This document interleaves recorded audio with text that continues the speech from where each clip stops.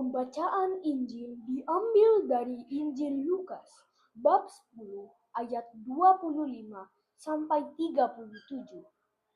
Pada suatu kali, berdirilah seorang ahli Taurat untuk mencobai Yesus. Katanya, "Guru, apa yang harus kuperbuat untuk memperoleh hidup yang kekal?"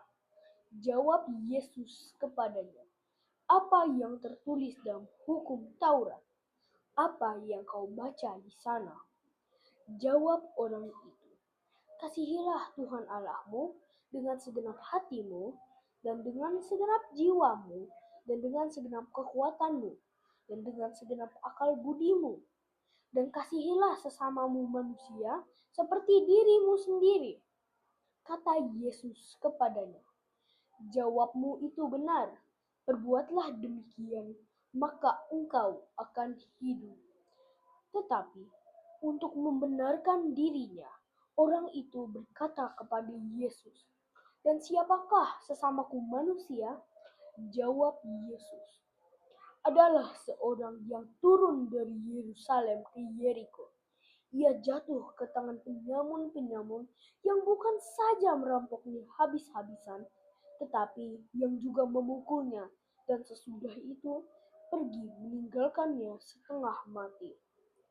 Kebetulan ada seorang imam turun melewati jalan itu. Ia melihat orang itu, tetapi melewatinya dari sebelah jalan. Demikian juga seorang Lewi datang ke tempat itu. Ketika ia melihat orang itu, ia melewatinya dari seberang jalan. Lalu datang seorang Samaria yang sedang dalam perjalanan ke tempat itu, dan ketika ia melihat orang itu, tergeraklah hatinya oleh belas kasihan. Lalu ia pergi kepadanya, lalu membalut luka-lukanya. Sesudah ia menyiraminya dengan minyak dan anggur. Kemudian ia menaikkan orang itu ke atas keledai tunggangannya sendiri, lalu membawanya ke tempat penginapan dan merawatnya. Keesokan harinya, ia menyerahkan 2 dinar kepada pemilik penginapan itu.